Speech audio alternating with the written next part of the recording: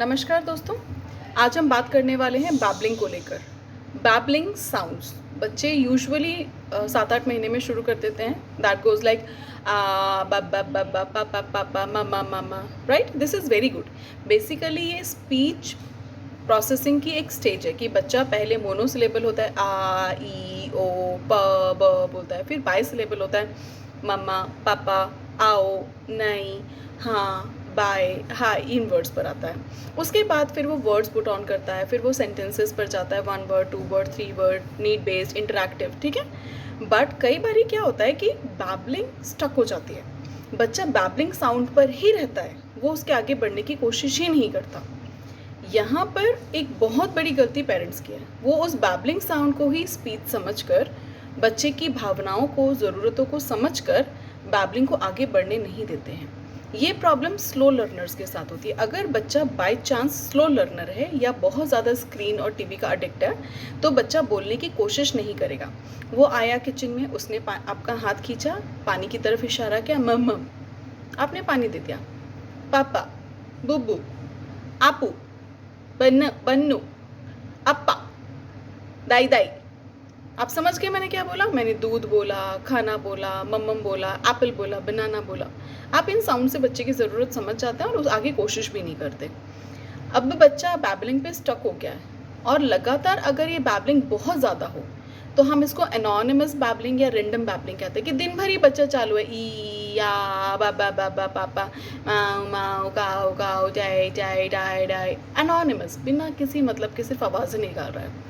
अगर आपका बच्चा भी बैबलिंग में स्टक है, बैबलिंग नॉर्मली साल भर का होते होते ख़त्म हो जानी चाहिए, बाई सिलेबल या मीनिंगफुल वर्ड्स आ जाने चाहिए बाय द एज ऑफ 2।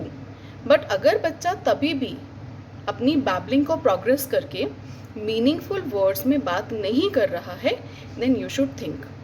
और अगर बच्चा जब बैबलिंग करता है तो एज पेरेंट्स हमें क्या करना है, हमें बैबलिंग से इंटरैक्ट करना है। जैसे अगर बच्चा पापा पापा पापा कर रहा है तो आपको बोलना है, पापा कहाँ है, पापा बताओ, देखो पापा आ गए, बोलो पापा आओ, आओ पापा, पापा बाय, पापा बैठो, पापा पानी।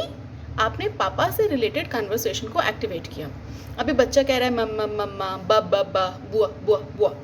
ये बैबलिंग साउंड्स नॉर्मल हैं, आप समझते हैं बच्चे ने 6 महीने 7 महीने में पापा बाबा बुआ बाय बोला है, बट लिप्स पा पा बा बुआ बुआ पाओ पाओ, ये साउंड्स नेचुरल साउंड्स है। बच्चा सोच समझ के नहीं बोलता कि पापा बोल रहा हूँ कि बुआ बोल रहा हूँ।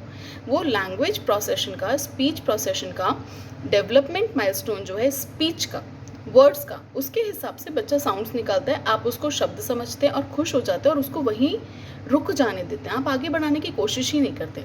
अगर बच्चा कह रहा है बुआ बुआ बुआ, तो आपको उससे इंटरैक्ट करना है, बुआ कहाँ है, बुआ बुलाओ, बुआ आओ, तुरंत वीडियो कॉल कनेक्ट करो, फोटोज़ दिखाओ, बुआ घर में तो उनके साथ खेलने दो, उनको बुलाओ, ताकि बच्चे की बैबलिंग को आप इंटरैक्ट कर सकें, रिलेट कर सकें और बच्चे की स्पीच प्रोडक्शन के लिए, लैंग्वेज कम्युनिकेशन के लिए आप उसको हेल्प कर सकें।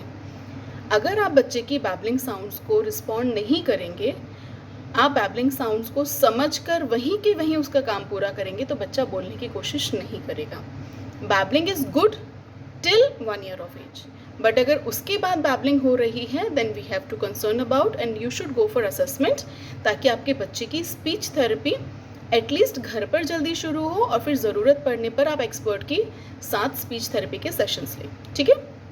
अभी कई बार क्या होता है कि जब बच्चा स्क्रीन में था तो उसने बोलना बंद कर दिया, स्क्रीन बंद करने के बाद बच्चे ने फिर से बैबलिंग शुरू किया। बैबलिंग में रैंडमली बच्चा राइम्स के वर्ड्स बोलता है, इया यो, यस पापा, शुड डू डू। आप समझ गए मैंने क्या बोला, बेबी शार्क डू डू डू डू डू, या old McDonald had a farm, इया यो, या व्हील्स ऑन द बस वुश वुश वुश। तो बच्चा ये वाले साउंड्स रिपीट करता है।